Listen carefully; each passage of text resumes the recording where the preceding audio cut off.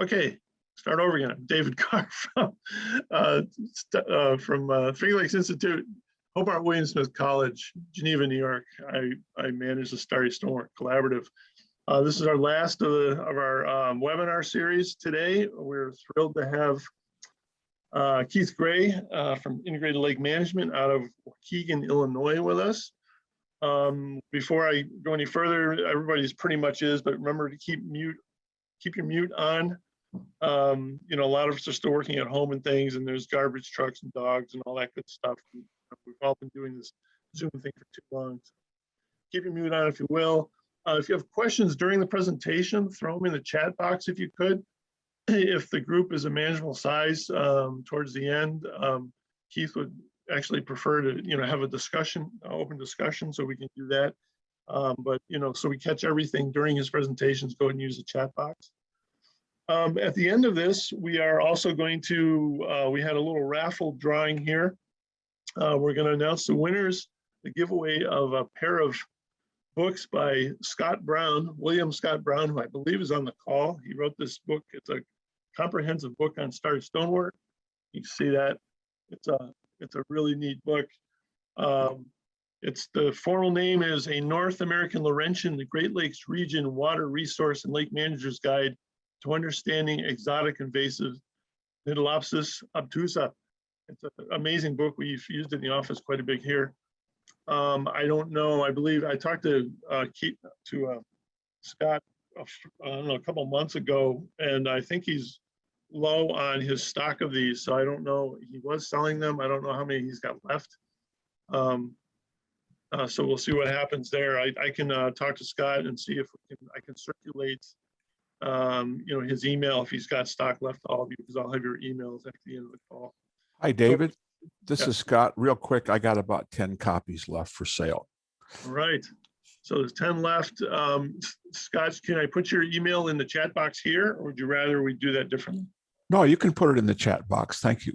Okay, great. So 10 left. It's a great book. Thank you, Scott, very much for donating too. So we can we give them away this morning. My associate Mike Caston did something with random number generation and stuff, and a list of those that put their name in for the raffle. So we've got the names. I'll announce those at the end. So Keith Gray, I had the pleasure of meeting Keith in person just last week. He was down in our area on Keuka Lake in the Finger Lakes region, doing some really fascinating cutting edge stuff with diverse suction harvesting for Stonewort in Keuka Lake. And he gave me and some others a full tour of while they're doing it out on a little boat, while they're doing it on a little barge they had. I call it a barge, it's a pontoon boat, but it was really neat to watch and understand and talk to Keith to learn what was going on and meeting his crew of people he had with him. So it was really interesting.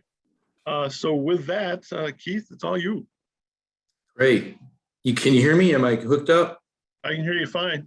Perfect. Okay. Well, good morning, everyone. And Dave, thanks for having us. I'm a little bit intimidated because in the audience are people that have been dealing with this longer than we have. And I'm here to share what we've learned and hopefully learn from you so that we can move forward collectively with trying to control this invasive species. Our introduction to Starry Stonewort really was 2 or 3 years ago. Southeast Wisconsin has been identified as, I'll call it a hot spot, but it's appeared here. It's gotten a lot of attention. We've tried a couple different techniques on trying to control it. And we got a call from the folks in Keuka Lake. It's not advancing again. Can you get me to advance? Got a call from Keuka Lake asking about using DASH services, diver-assisted suction harvesting to manage Starry Stonewort, because in a lot of publications, chemical treatments haven't been effective. And again, you guys know more about all of that than I do. So let me just get the right thing dialed in here and we'll start.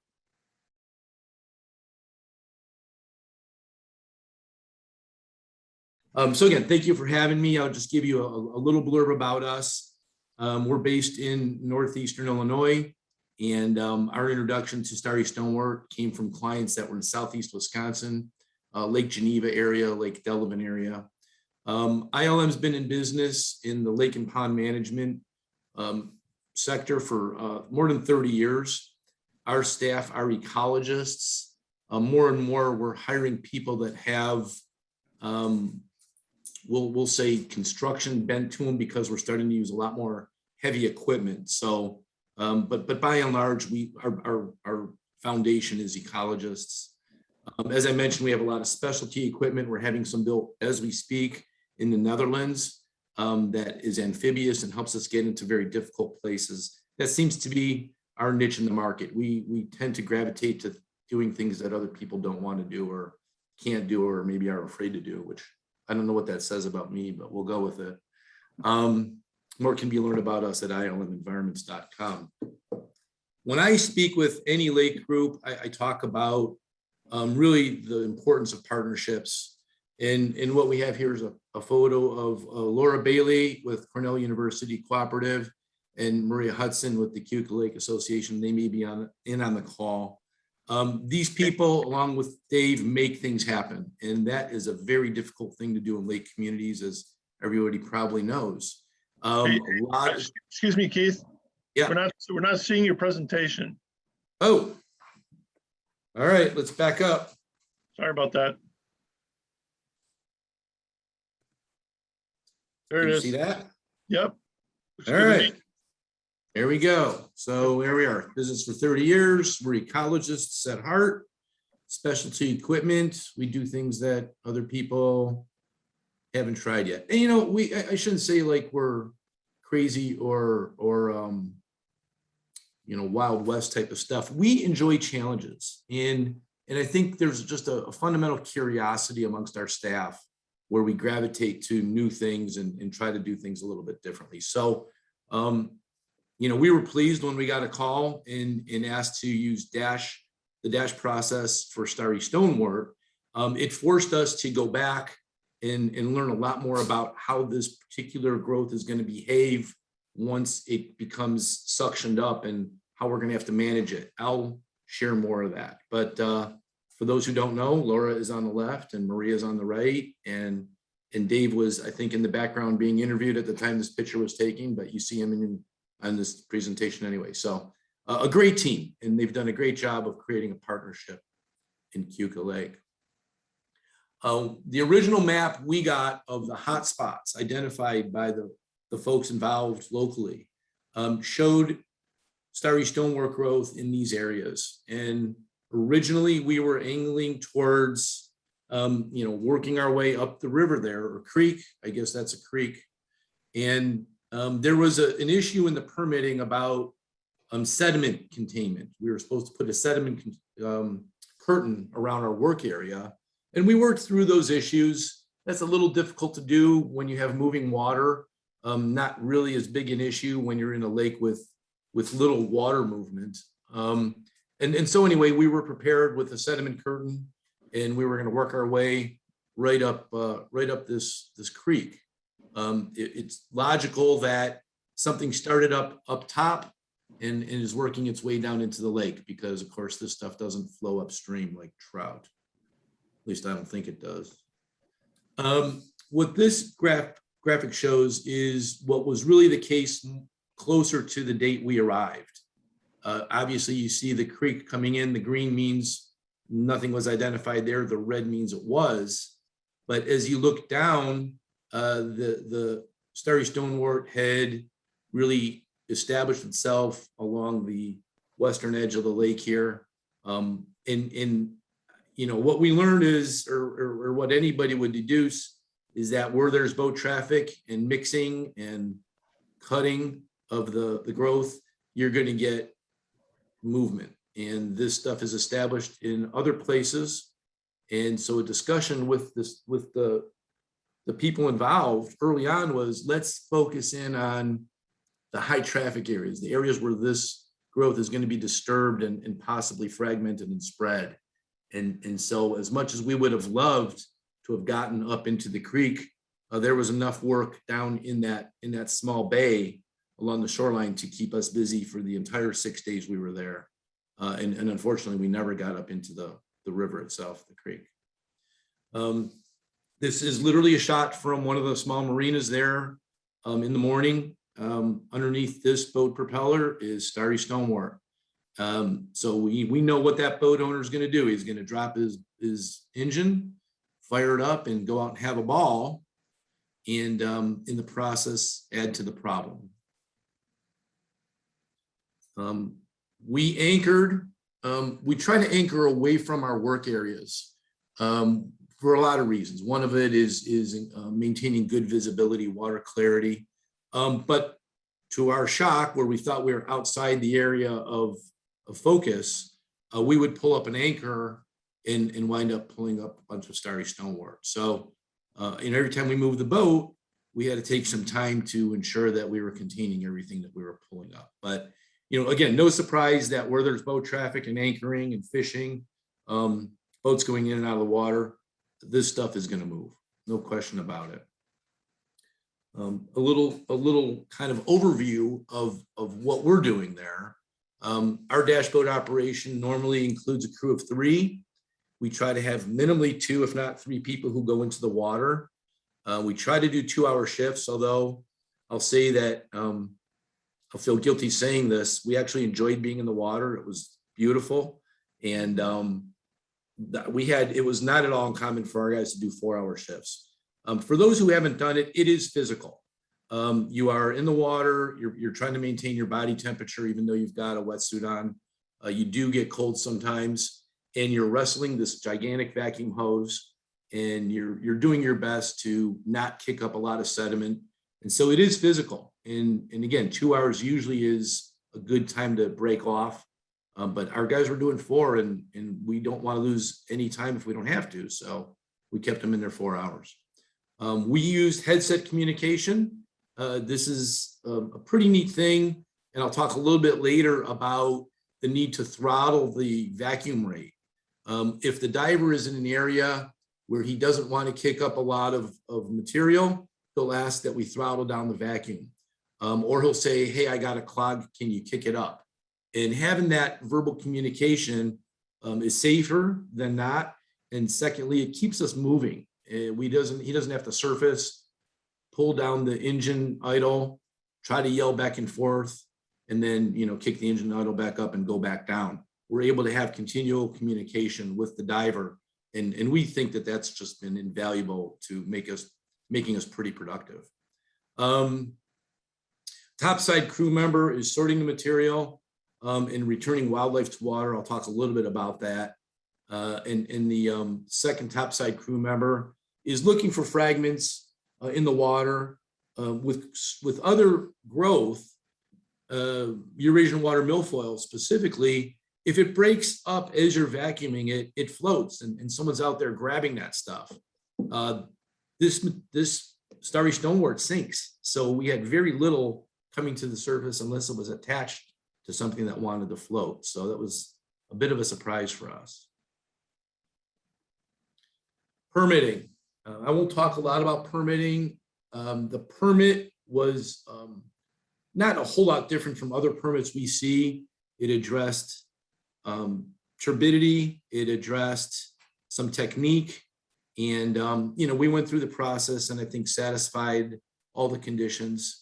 But this part is, I think, really important. This is, again, the wording out of the permit. It talks about hand harvesting, the use of hand removal techniques, may be assisted only with non-motorized hand tools. Okay, and then it talks very specifically about suction harvesting. Vegetation must be pulled and removed from the sediment by hand and fed into the suction harvesting nozzle. The suction nozzle must not be used directly to remove vegetation from the bottom sediments.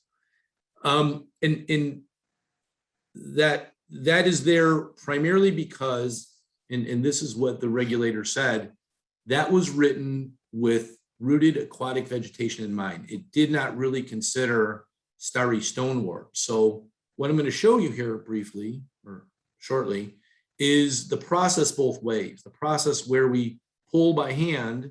But ahead of that, I'm going to show you really using the nozzle itself to comb the bed and pull up materials without using your hand. So this is our setup. We've got one guy in the water and our two guys on the boat. And then the people in kayaks are the DEC field observers. We were really grateful that they were out there. I think they were happy to be able to get so close to the activity to be able to see how it's working, what are the pros and cons of this method, and very, very specifically looking at the difference between hand pulling as the permit was written, and we'll call it a deviation from that process. So here is the video. I'm on the boat and I'm videoing Louis in about 2 or 3 feet of water. He's not even on air supply here. He's just got a snorkel because he's in the shallow area. But I think you'll see.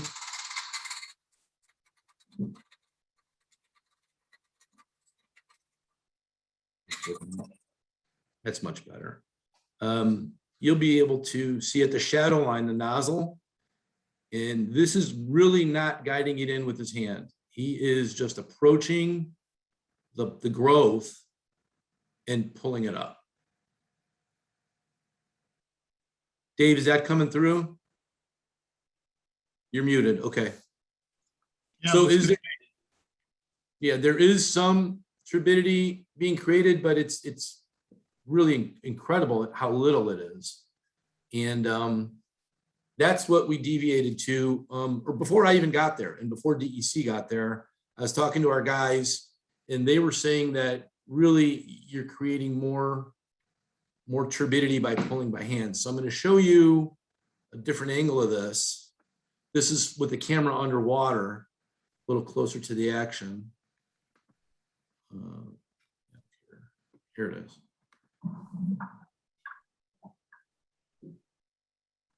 Again, there is some turbidity, but most of that is coming up the nozzle. Probably physics majors can talk about the hydrodynamics of that. But that, I'll play it again if you weren't catching that. Maybe I'm having a hard time. How do I get back to the other? It disappeared.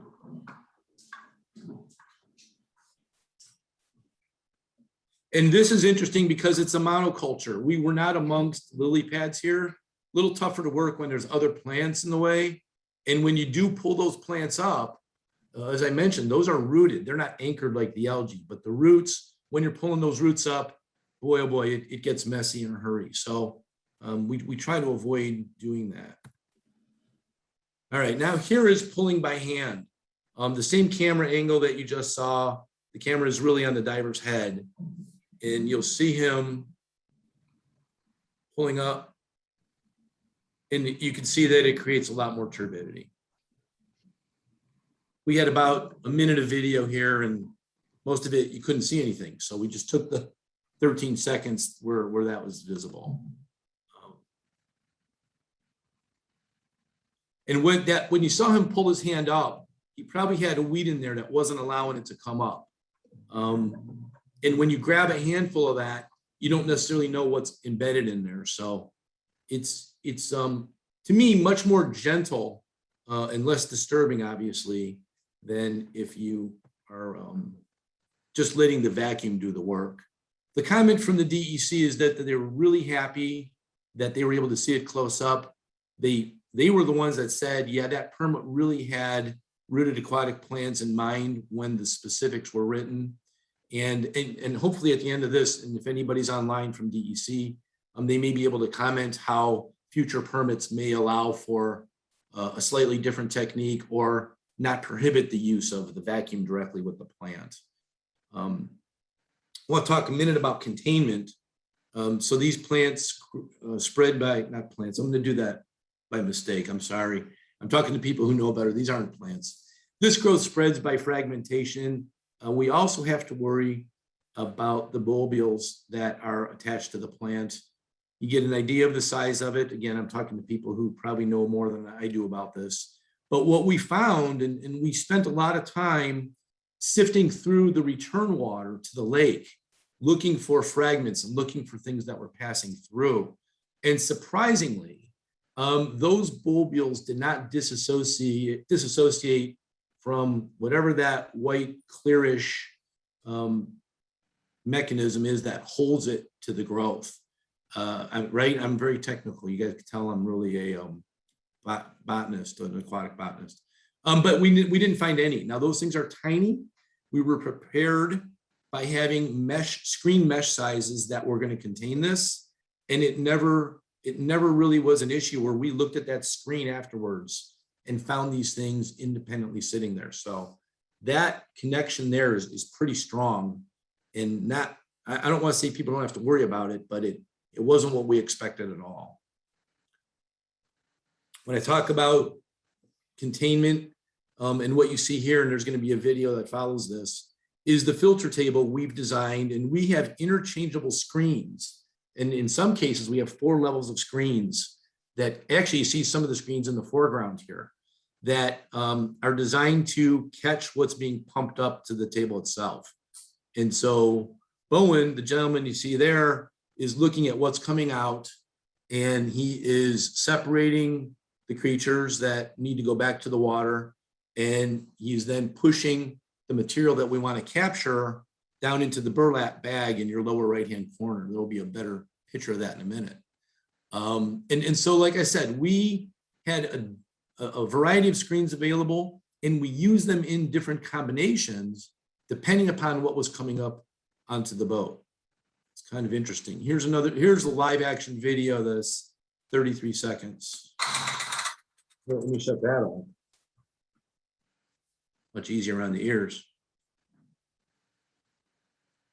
So there's 2 screens up on top. We have 1 screen on the bottom, and then underneath this table, ahead of the discharge back to the lake, is yet another level of filtration. So in this particular instance, we're using 4 levels of screening or filtration, and it worked very, very well. What was interesting is when we were harvesting near shore, the sediment was much looser, finer, and wanting to move much easier. And so we were pulling up a lot of sediment. And so that screen would mask very quickly when we were in close.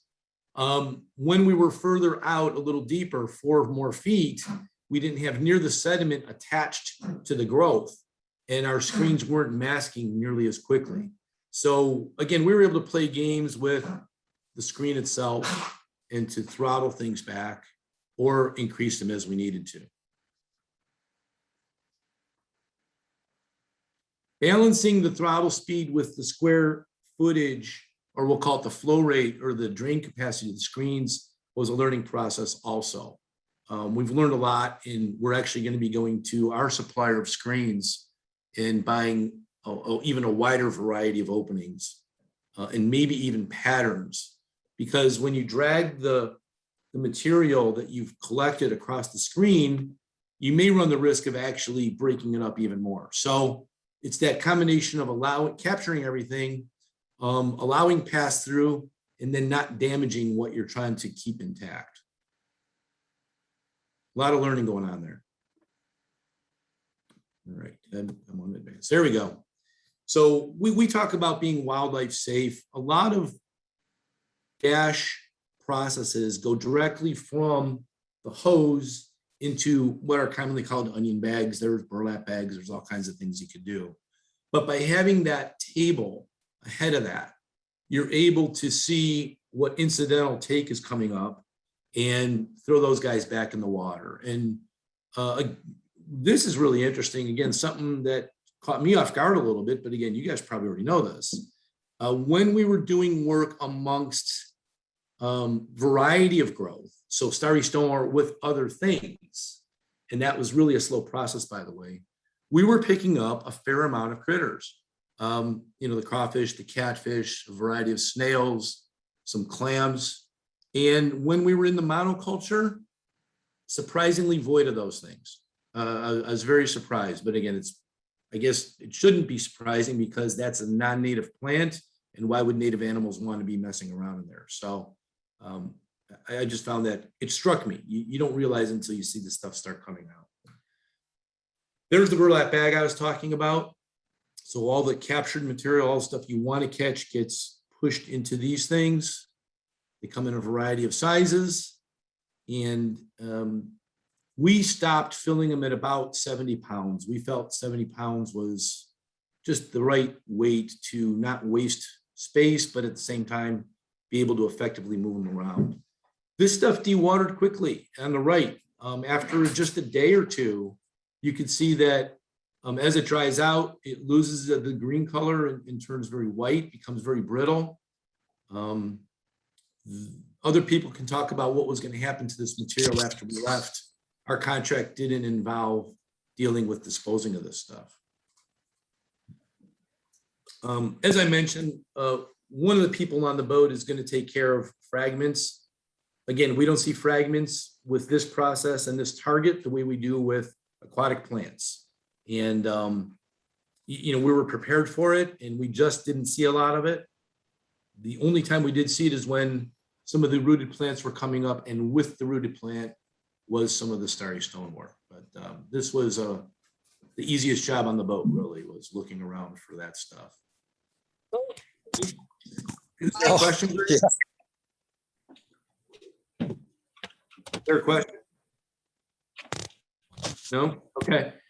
This is a bad picture, but what I'm trying to show here across the top is the gap in the rail around the boat. And what we try to do is put these absorbent pigs to protect those openings from kind of incidental water leaving and carrying some of the Starry Stonewort out with it. So we were paying attention to all those little details.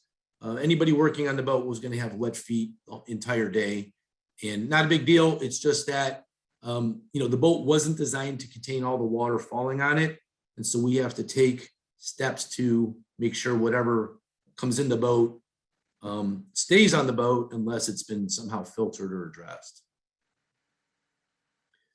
I want to talk a minute about productivity. So like I said, we would fill 70 pounds and stop and switch bags. We let the bag decant for a couple days. Laura and I emptied it out and we tried to create a square meter. And we wanted to get a sense of, how much is in that bag? What does 70 pounds look like? 70 pound looks like a square meter, about 6 inches thick. It might be a little more than that if you get it right after harvest. It might be a little less than that as it dewaters. As I said, this bag was probably a day or two old. So, to the best of our calculation, one bag is about 1/6 of a cubic meter. And so here's a little bit about, I guess, a summary of that. After the filter table, of course, the material is pushed into a burlap bag. We stopped filling bags at 70 pounds. 6 bags represent, to our best knowledge here, a cubic meter of material. The burning question we're always asked, how much area can you cover in a day? That's one that I can never answer definitively, but being on the boat and watching this process for 6 days, in this case, one bag represents 100 to 200 square feet of lake bottom growth.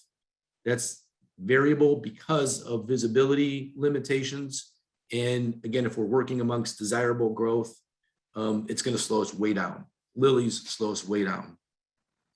We filled 20 to 30 bags in 8 hours of operation, which, if you did the math, would represent 2,000 to 6,000 square feet of lake bottom growth.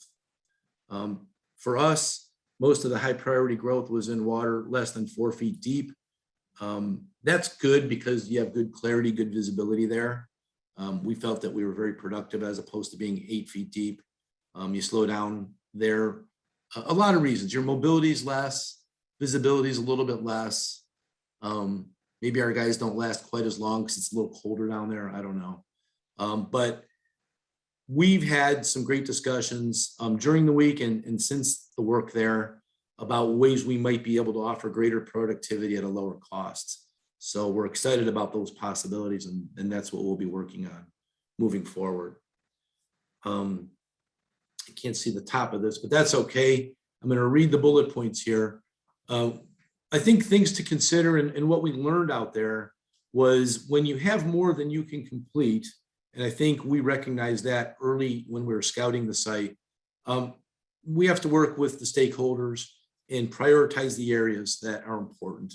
We thought that the highly vulnerable areas, the shallow areas where there's boat traffic, was important.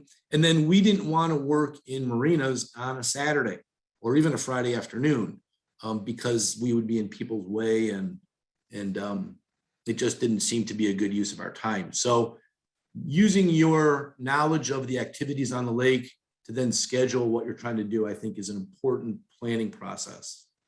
We learned about balancing the pump rate, which is the suction volume, and the filter table drainage capacity. As I said, the filter table drained at different rates depending upon how much, we called it, dust was coming up. You know, when you're down underwater and you shake a plant, some plants have this, like my guy described it as, you know, when Roadrunner leaves and there's still a dusty image of Roadrunner there. It's almost like that. You would knock the plant and this dust kind of lingers. The dusty areas clogged our screens very quickly. And so we had to throttle back that pump rate. When we were in areas where that wasn't happening, our diver would say, kick it up, I can go faster. And we were able to have the table keep up with what was being delivered. The last on the left side, having a variety of screen and screen sizes allows for optimal containment and production. Yeah, we wish we had more, and we're actually going to go and get more. That's really a good thing. Starry Stonewort comes out much easier than the other types of aquatic growth. As you saw, you get that suction close to this thing and it's coming out. Whereas you come up on other rooted aquatic plants, much tougher. As I mentioned, Starry Stonewort sinks. I think that really lends itself, that trait lends itself to the dash process being superior to anything else happening out there. I used to think weed harvesting was an option. And as I think about what's happening underwater with cutters, I just don't think that's a good method. But again, that's just my gut and from my observations. So maybe there's more research there that needs to be done. Fortunately, we actually have people who love tinkering, and they were foresightful enough to keep tools and an inventory of spare parts on the boat. We lost no time to clogging, breakage, things that happen with moving parts. And, you know, if something happened, our guys were ready for it, and the hats off to them. I was really, really impressed with what they had, and it keeps you moving. The other thing too is that dash might be useful for sample collection for other studies. You know, I've used kick nets, and I've gone out and sampled for water quality and done some benthic work. But this was really interesting, watching what was coming up, and even looking at where the diver was. You know, I can tell when our diver was underneath the pier that we were going to start getting more critters versus out in I'll say the sunny areas. And sure enough, that's the case. So, you know, just as an aside, if people want to do some kind of benthic research, this allows for things to come up and not kill them. I mean, these things were bounced around and maybe a little angry. I was attacked by several crawfish, but they were alive and viable, and we would return them to water and they would go swimming down to the bottom, wondering what the heck happened to them. But that was a pretty neat process to watch. In the news, right? So the Spectrum cable folks showed up, and the gentleman was out there. I was expecting the giant studio camera and all kinds of lighting, and he snapped his cell phone into that little frame with a microphone, and that was that. So hooray for cell phones. But I hope that whatever feature these guys create, tell the story. I think we spent enough time with them, and not only me, but Dave and Maria and Laura spent time with the reporter. And I'm hoping that the story that gets told energizes anybody who's not engaged with trying to control Starry Stonewort. I've lost track of my time, but I'm going to end it there. And Dave, maybe open it up to sharing what other people have seen or learned, or if they have any specific questions for me, I'm happy to answer. Great. Thank you, Keith. That was just fantastic. And again, I was able to be out there and just watch it in action. And it's really fascinating. And it was neat to see. I don't want to say this badly. I've worked on both the private sector and the public arena. And to see ILM do that and have two guys constantly, just constantly, it's all they do all day is sort through what's coming up from the bottom of the lake, getting the critters back in the water, looking for fragments and all that. It was just really nice operation. I was very impressed with it. We can, let's see, we have, there's one thing in a comment in the chat box I'll read real quick, and then I see somebody's got their hand up already for questions. So let me read this from Greg Finley, who is up in Canada, I believe. Our super small experiment using a 3-inch trash pump at low throttle into an 8 by 28 by 8 wood frame lined on 5 sides with fine nat window screening leaves very little of the brittle starry Stonewort biomass and catches stars and nodes not ground up. Keep the input from the output as chlorophyll clouds the water. So much cheaper and easier disposal, but don't put anything else through it and clean thoroughly afterwards. Anyone see any issues with this variation on Dash? I'll ask, I need to get clarity. So what we use is a Venturi system. I would say that we'll call it half. Half the water being pumped is really just being recirculated, and the suction, the Venturi effect from that is what we're using to vacuum. And so anything we're pulling up isn't hitting any impellers, right? It can't. I mean, those fish would be hamburger if that was the case. Is the method that gentleman's talking about exposing it to an impeller, or is that a Venturi type of deal? Greg, if you could answer that. You can just unmute if you'd like, Greg. We've got 20 people. I think we can all not jump on Keith all at once.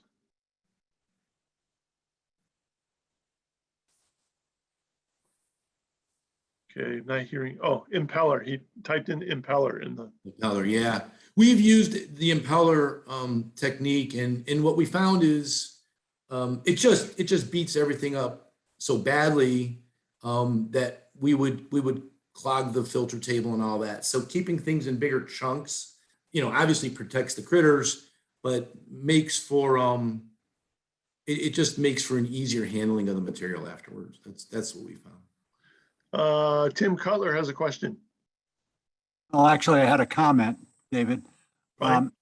It's regarding disposal. Keith kind of touched on it, but didn't discuss it. But I wanted to let folks know that our experience over the last several years is, it's the first time we've used Dash, but over the last several years, we found that Starry Stonewort composts very well. And we have a vineyard not too far from where they were harvesting, where they take the Starry Stonewort and compost it. And it works very well for them. Good. Well, my only comment there is I'm going to need to taste the wine to evaluate whether that's actually a good thing. Oh, you'll love the wine. Okay. It's on Come country. back, Keith. Come back and And visit it's us. probably about 1.5 miles from where you were working. Okay. Is that who took what we harvested? Yeah, they're actually collecting it. Well, I don't know if they're doing it today. There were a total of 135 bags, according to Maria. And they're in the process of, we use the local highway department, helps us out, and they will collect all the stuff and take it up to Hunt Country Vineyards. Terrific. That's awesome. They should be in the process of doing that today and tomorrow. Great. Other questions? Either speak up here or you can put in the chat box if you prefer. Either way works. So this is Maria. First of all, I wanted to thank Keith. They were amazing. It was such hard work out there. It was a very hot week. They actually stayed with me at my home, and they were a perfect gentleman and just amazing, people, very dedicated to what they were doing. Sorry about my dog back there. So thank you so much. And we really are looking forward to them coming back next year, hopefully, and perhaps becoming more efficient and all that. I did want to say there is still a lot of Starry Stonewort out there. They could probably be here all summer and, just managing to get the stuff that's in the marina and around the marina. And what the people do too, along the shoreline is, they want to rake it up. They want to go through and pull the Starry Stonewort and other weeds out of their shore so that their grandkids and their runners can, jump off the dock. And that is just, spreading it even further. So I really would like to continue educating the public on this, and hopefully maybe using some other methods, maybe benthic mats on individual shorelines. But the marina is a huge, huge concern. I'm even more worried about the marina than I am about the creek at this point. So, but thank you so much for coming. Well, you guys are great hosts, and our guys were thrilled to be able to spend the week in paradise where you guys live is absolutely beautiful. So we would love to come back. And as I said, we have devised ways I think we can be even better, faster, and less costly. And I'll share with you guys, being on that table all day long is tedious, but it's not rocket science. I mean, when the fish comes out or the crawfish comes out, you grab them and you throw them back and you push the algae into the bag. And if you can get volunteers to do that, and we can have just one or two people who are doing, we'll call it the heavy lifting there. And we might be able to run 2 tables on the boat instead of 1. We can literally double production. And if you had 1 or maybe 2 people, cut the cost in half. That's a 4x difference for the money, which we think can be a very viable way to do this. Sounds great. Couple more questions from Carol up in Canada. Is there a particular time in the Starry Stonewort growth cycle that you would recommend trying this? And why is raking it spreading it if the fragments sink? Which I think is directed toward Maria. Well, let me talk a little bit about the plant itself. The comment our guys made was that this particular, I couldn't call it plant, I'm sorry. This particular growth was more brittle than what they've seen in Southeast Wisconsin. Now, I'm speculating that it might have to do with the calcium concentration in the water or in the benthic layer, a possibility. And the other one might be exactly what that question is kind of going to is it further along in its growth cycle? And as we approach fall or late summer, does it become more brittle than earlier in the season? That's a great question, and I will leave that to people much smarter than I. $1 million question has come up, and maybe this is toward Maria and Laura. So roughly, what did this cost? So we got we originally contracted with ILM for $12,500 for 5 days. And we had a $10,000 grant from the Finger Lakes Institute for Management from PRISM, which is the Partnership for Regional Invasive Species Management out of Finger Lakes Institute. And so we're not sure quite what ILM is going to charge us for. They stayed actually 6 days. And yes, they did. We put them up. The KLA actually, they were at my house. So that helped with their costs as well. So yeah, that's what the cost was. We were trying in our approach here to Starry Stonewort to get permits for actually chemical treatment with algicide and also use of benthic mats, but we weren't able to get those permits in time for this. We ended up getting delayed by at least a week, maybe more. We kind of wanted to do this in the late July to early August. We ended up kind of a week into August. So it may have been a little bit later in the growth cycle of the Starry Stonewort than we would have preferred. There was an awful lot of growth that we saw. If we could have gotten it earlier, the guys mentioned this too, that, maybe if we had gotten here in mid-July, this wouldn't have, gotten so heavy, so dense, but it was very dense. There's a lot more there than we originally saw when we did the survey for it in July. So yeah, we'd like them to come earlier. And we probably won't have as much trouble getting the permit next year. I think I'm rambling here, but that was the cost, and that was the time that they came in the growth cycle of the Starry Stonewort. So Thank you, Maria. Laura put a quick comment. She had to jump off the call, but she's also thanks you, Keith, and the crew for hard work and sharing your experiences and information you've learned from Keuka Lake. Patty McDonald has a question. So first of all, can I talk anybody into coming up to Canada? We're very friendly up here, and we'd be happy to put anybody up for any length of time. And we'd probably even pay you in US dollars. So I'm just joking. But Maria, is there any way that you could somehow forward to David or put on the screen the people that you worked with in terms of the permitting in your state? And we've been trying to work with the Trent Severn Waterway now in terms of permitting for, I guess, close to 3 years. And it would be so helpful.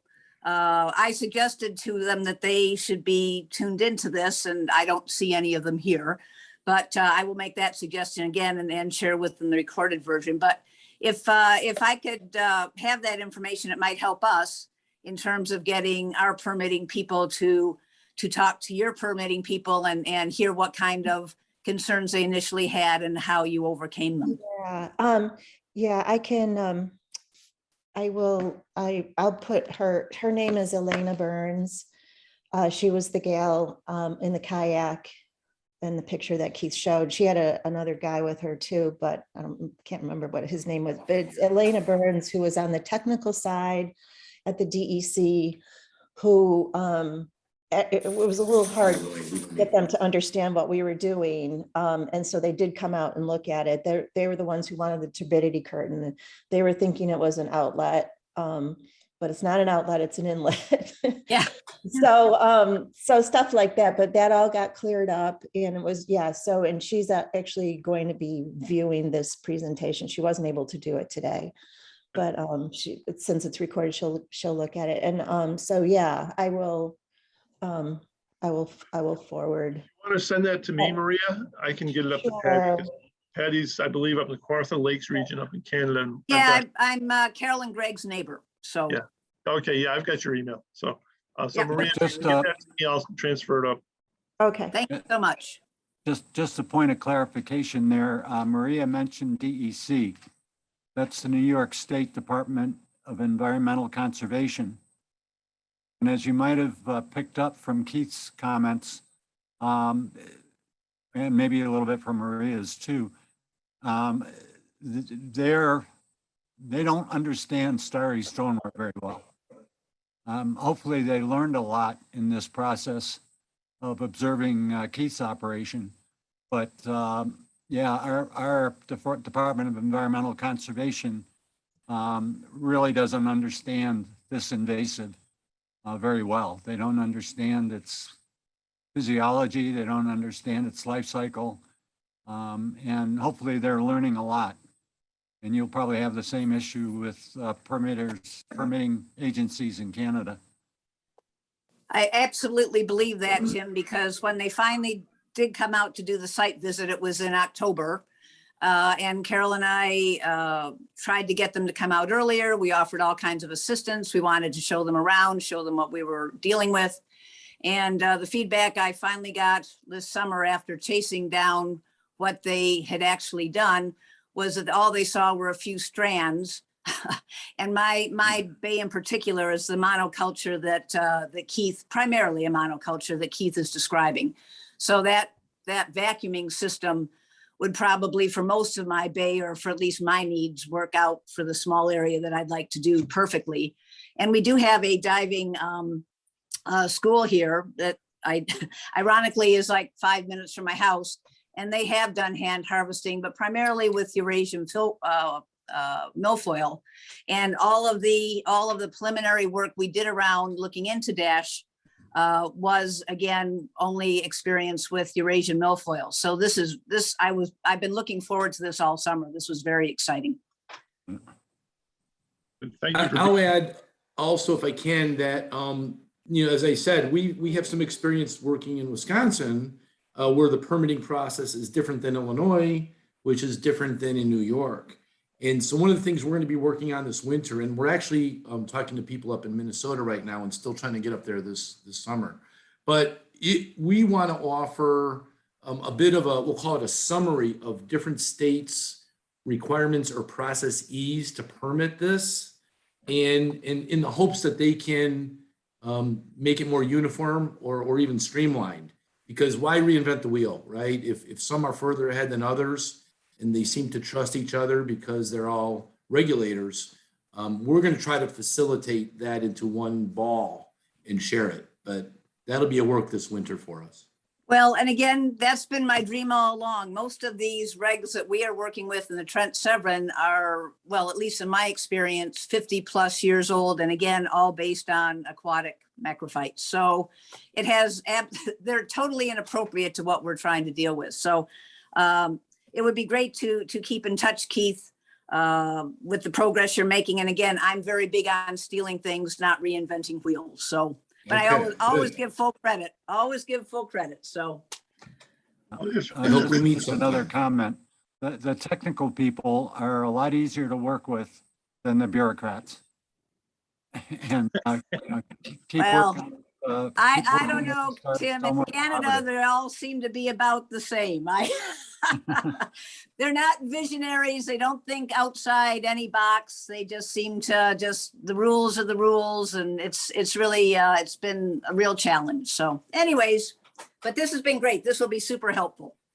Thank you, Patty. Thank you very much. And Patty and Tim and everybody, just if I've learned anything in the 3 years I've been working on the collaborative, is that there is a tremendous amount we don't know about Starry Stonewort across the board. And there is tremendous research going on, much of it in the upper Midwest, in Keith's neck of the woods, and Michigan and Wisconsin and Minnesota, all, just tremendous amount of research. So we're getting there, but there is a great deal that it's a big collective we don't know about Starry.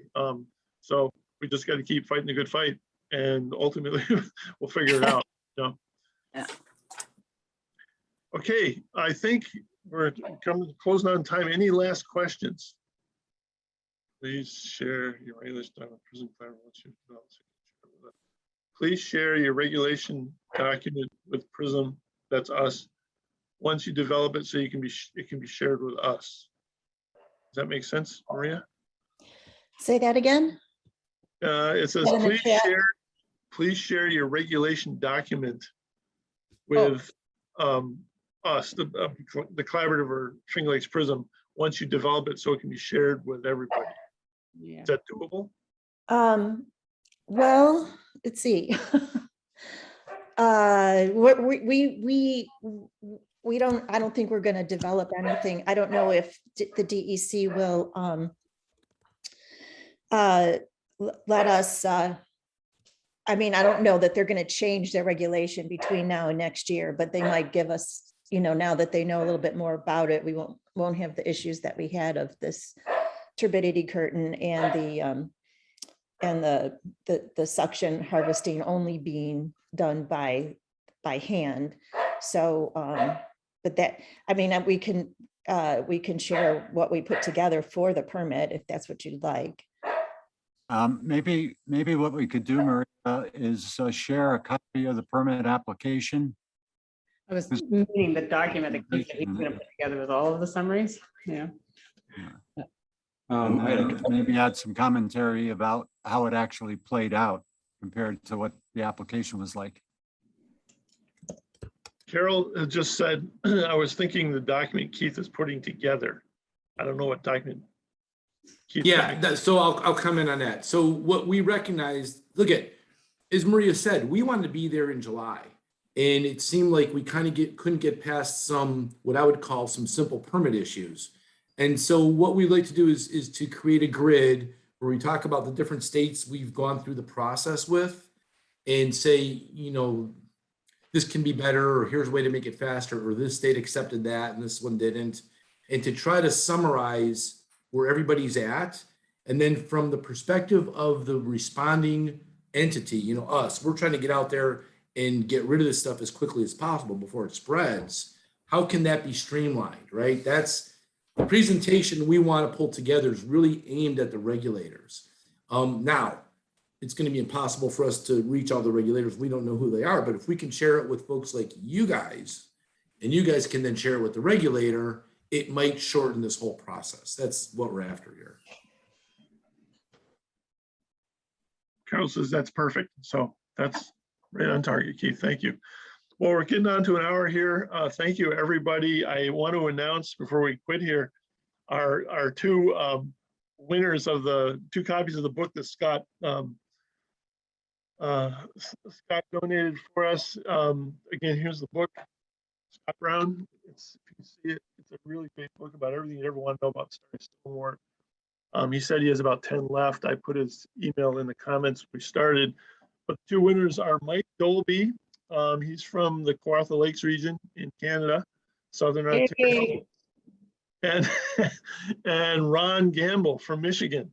And I believe I spoke to Ron or exchanged emails with him months ago, but he's follows us and does some interesting things in Michigan. So congratulations to you 2. And thank you again, Scott, for donating the 2 books. We use it in the office quite a bit. So I think we're there. Thank you, everybody. This is Keith. Thank you so much. And all your folks. It was a fantastic presentation, just what we wanted to hear. I think there's a lot of interest in this technology because, you know, the bad news, as I tell everybody, is once Starry Stonewort is really well established, there's yet to be a way to fully eradicate it, other than possibly this technology and manual pulling in little tiny small groups of it. But this may be one of the answers to the problem moving forward. So we're very excited about the technology. So thank you, everybody. Thank you, Keith, again. And hope you all have a great day and a good summer, rest of the summer. Yeah, Thank you, everyone. Thank you, everybody. Thank you so much.